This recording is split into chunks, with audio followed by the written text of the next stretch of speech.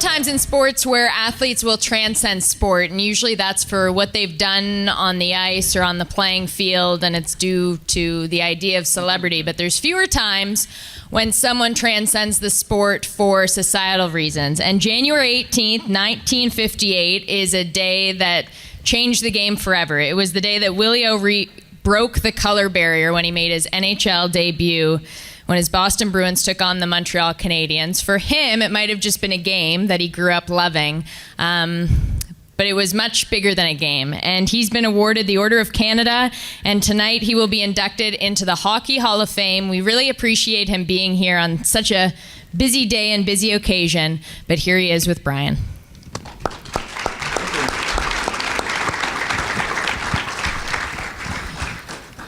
So I call Mr. O'Ree Mr. O'Ree, and he's told me many times not to, but to me, he'll always be Mr. O'Ree.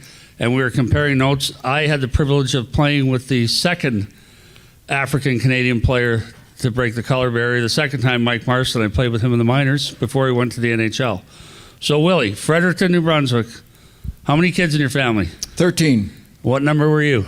I was the youngest. And tell me about your brother Richard. My brother Richard played hockey. He was also a boxer. And he was not only my brother and my friend, but he was my mentor and taught me a lot of things that I'd need to know if I was going to choose hockey as a career. Okay, so everyone knows Willie's going in to the Hockey Hall of Fame as a builder because he broke the color barrier. But more importantly, Hockey is for Everyone as a program. I'm very proud of the fact that we hired Mr. O'Ree while I worked at the league. Hockey is for Everyone has introduced literally thousands and hundreds of thousands of kids to hockey. Tell us about that, Mr. O'Ree. Well, yes, when I retired from hockey, I relatively wanted to get back in hockey some capacity. Brian McBride found out that I was in San Diego, contacted me, and he explained the program that he was involved with, and I said it looks like something that I'd like to be with. I started with him in 1996, and my duties were to travel across North America and try and reach as many boys and girls as I could to open it up for them to play a new sport, hockey. So I did a lot of traveling and a lot of schools, boys and girls clubs, juvenile detention facilities, the YMWCAs, trying to contact as many boys as possible. We have approximately 27 programs now throughout North America, and I travel around and work clinics and help these boys and girls set goals for themselves. And how old are you now, Mr. O'Ree? You really want to know? Yes. I'm 83. 83, and you work as much as you do. Now, so interestingly, tell us about your baseball career. You had a tryout with the Atlanta Braves. I did. It was 1956. I played baseball. I played about 8 different sports growing up, but I nailed them down to 2, baseball and hockey. 1956, 2 scouts scouted me in my hometown, wanted me to go down to the Milwaukee Braves minor league operations in Waycross, Georgia.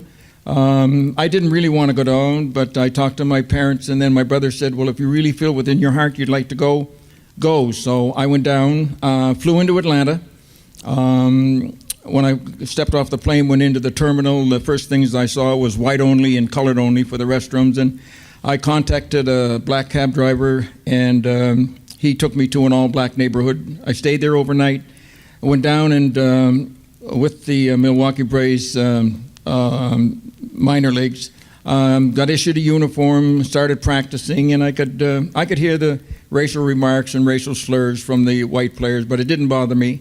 I was there about 2 weeks, and then I got cut. Went into the office, and they said that we're going to send you back home. We think you need a little more seasoning. And I said, that's fine. But when I got back home, I stepped off the bus, and I said, Willie, forget about baseball, concentrate on hockey. And that's when I signed, in September, I signed a contract, my first pro contract with the Punch Emlac up in Quebec with the Quebec Aces. And you had lost the sight in your right eye.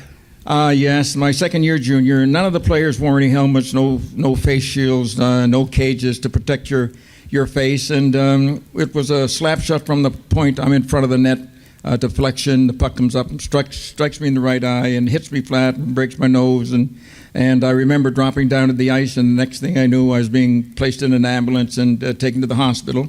Dr. Henderson was a surgeon, and he looked at me and said, "Mr. O'Ree, I'm sorry to inform you," he says, the impact of the puck completely shattered the retina, and he says, "You're going to be blind in your right eye, and you'll never play hockey again." Well, the goals that I had set for myself seemingly were gone. So I was in the hospital for about another 3 days. I got out, and I was back on the ice within 3 weeks. And being a left-hand shot, playing left wing, to compensate, I had to turn my head all the way around to the right to pick the puck up with my left eye. And I was overskating the puck and missing the net. And I said, "Willie, what's wrong?" So I said, "Just concentrate on what you can see and don't worry about what you can't see." So the season ends. I go back home to Fredericton, and I'm keeping my fingers crossed that I'd be contacted by a professional team. And Punch Emlak was the coach of the Quebec Aces, the professional team up there. Went there. I made the club, but I didn't tell him I was blind in my right eye. We didn't take any eye exams back then. I said, "Well, if I'm good enough to make the team with one eye, just don't tell him."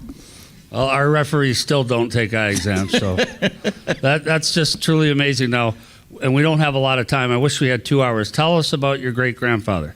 Well, they were born through the Underground Railroad, and my great-grandfather was born in Canada, and my parents were born in Canada, but I never knew them. But apparently they owned property down in Charlestown, North Pennsylvania. So I remember my grandmother. She lived with us in my home in Fredericton, and then when she passed away, I didn't have any further information about my parents. But there's a young lady that's she's a photographer, and she has gained some information about my family. So I'm going to get together with her and find out about actually where my parents live, my grandparents live, and great-grandparents. Okay, so what were your teammates like? And we only have a couple seconds, but your teammates in Boston, when you first came up, were they supportive? Was everyone on board, or was it some and some? No, everybody was very supportive. I went to the Bruins training camp in 57 and 58, and Coach Emil Schmidt at that time and General Manager Lynn Patrick were very, very supportive. The guys were very supportive. My teammates, Johnny Busick, took me under his wing. I didn't have to worry about anything happening on the ice. They had my back as far as that. But I have the highest admiration and the highest respect for the Bruin organization. Who was your peer? Who was the best? People say the best African Canadian player ever was either Mr. O'Ree or Herb Carnegie. Herb Carnegie. Tell us about Herb Carnegie. Yeah, Herb was before me. I watched him play up in Quebec with the All Black line of Herb and Ozzie Carnegie and Manny McIntyre. He should definitely had been in the National Hockey League. He had all the skills and all the talent. I've heard that it was just a great player to watch and tough as nails. He was, yeah. I've met him several times. I've been to his home in Toronto, and he was just remarkable. He was just a great hockey player. So tell us about your fight with Eric Nestorenko. Oh, how'd you hear about that? Well, Bryant McBride. Oh my goodness! So here's a guy with one eye fighting Eric Nestorenko. You knocked his teeth out. Well, what had happened is my first trip into Chicago. We're warming up, and Nestorenko, as I'm warming up, he comes over and gives me a two-hander across the ankles, and then he made a couple of racial remarks and held his stick up like this, and so the warm-up's over.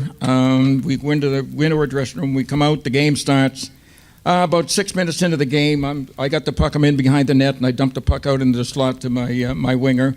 And Nestorenko come on my blind side, and he butt-ended me in the mouth and knocked my teeth out and split my lip, split my nose. Oh, God, I apologize about that. Anyway, I knew we were going to fight. He's about 6'3", 6'4". He's about 230. I'm 195 pounds, and so I knew I was going to. So I grabbed him, and he hit me a couple of times and went back. And then he just laughed. He stood there, and he kind of laughed at me like I wasn't going to do anything. And I had to make a decision right then. Either I wasn't going to take a swing at it or anything. And I had my stick in my hands, and I hit him over the head and broke my stick. And then that's when both benches emptied. All the Bruins come out of their bench. All the Blackhawks come out of their bench. There was 92 minutes and penalties, assessed to players. I'm going in the dressing room. Milt Schmidt, coach, said, Willie, he says, I'm afraid these fans are so irate that they really want to do bodily harm. So I had to stay in the dressing room the whole game. They had 2 police officers stand out in front of the dressing room, and the game ended. I'm pacing back and forth, trying to listen to the game. But after that, it got a little easier, but it took quite a while, to gain the respect of not only the players on the opposition, but fans in the stands. I fought a lot when I first started. I fought because I had to, not because I wanted to, but guys just wanted to see what I was made of, and But I never fought because of racial remarks or racial slurs. When you first broke in, how were the crowds? Did you hear a lot of abuse from the fans?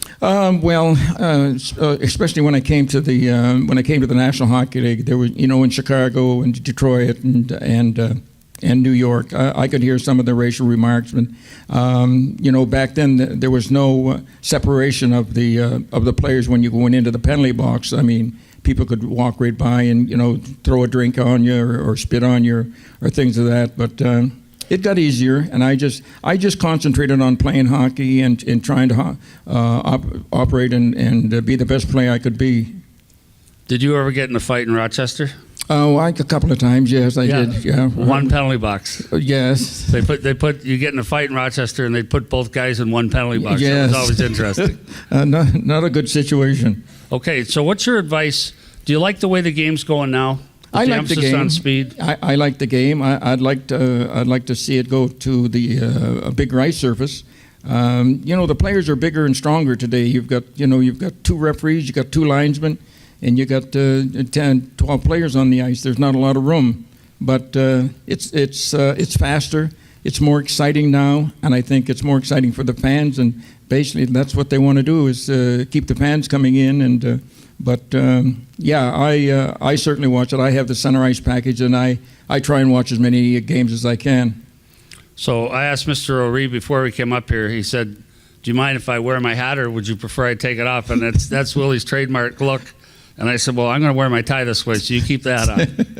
Mr. O'Ree, it's a great honor to have you here. Congratulations on the Hockey Hall of Fame. Well deserved and well past due. Thank you. Well, Brian, thank you. My pleasure. Thank you.